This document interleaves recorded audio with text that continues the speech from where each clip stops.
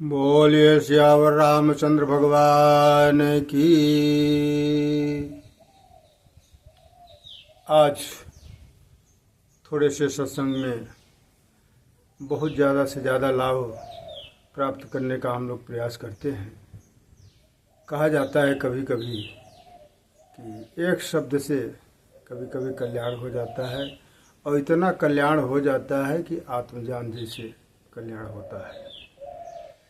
यद्यपि आत्मज्ञान कभी भी इस तरह से शीघ्रता से प्राप्त होता नहीं, फिर भी हम लोग प्रयास करते हैं।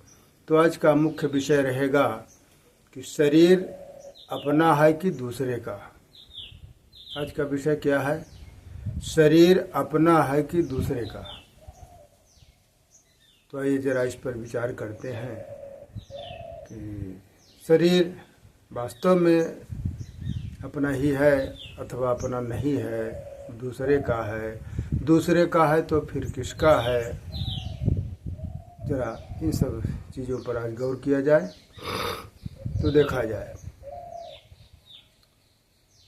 शरीर देखिए अपना तो नहीं है, पक्की बात है। शरीर अपना नहीं है, और अपना नहीं है तो अपना इसलिए नहीं है कि मैं जीवात्मा जब यहाँ से, इस दुनिया से, इस शरीर से छोड़कर निकलने लगता हूँ तो शरीर साथ छोड़ देता है। इसका मतलब सीधा साधा बात कि शरीर अपना नहीं है। जैसे लोग कहते हैं कि इस दुनिया में, इस धरती पर हम लोग जब तक हैं तब तक तो हजारों साथी हैं, हजारों मित्र हैं, लेकिन जिस दिन यह शरीर छूटता है उस दिन कोई भी साथी नहीं मिलता। सिर्फ साथी होता है तो एक होता है। वो कौन है? जो है ईश्वर का भजन, अपना धर्म, अपना संस्कार। शरीर तो इधर का इधर ही रह जाता है। दूसरे का है। दूसरे का है, किसका है? यह वास्तव में शरीर पंच तत्वों से निर्मित है।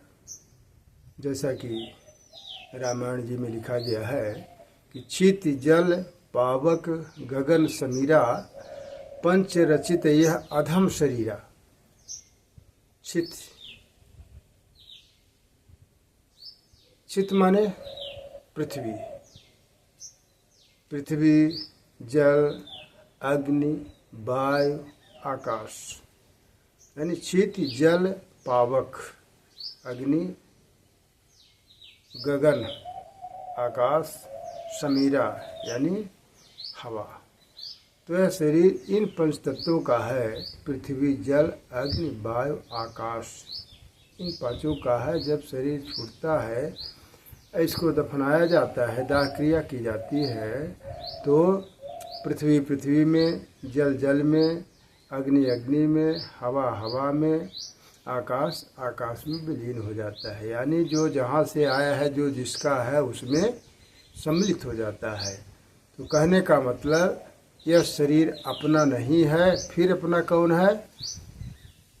ईश्वर, अंश जीव अविनाशी, चेतन अमर सहज सुख राशि। यानी मैं आत्मा हूँ, और आत्मा का अपना सच्चा यदि कोई साथी है, सच्चा कोई मित्र है, और तो वह सिर्फ एक परमात्मा, जिसको कहता है एको अहम द्वितीयो नास्ति, वह परम पिता परमात्मा एक ही है।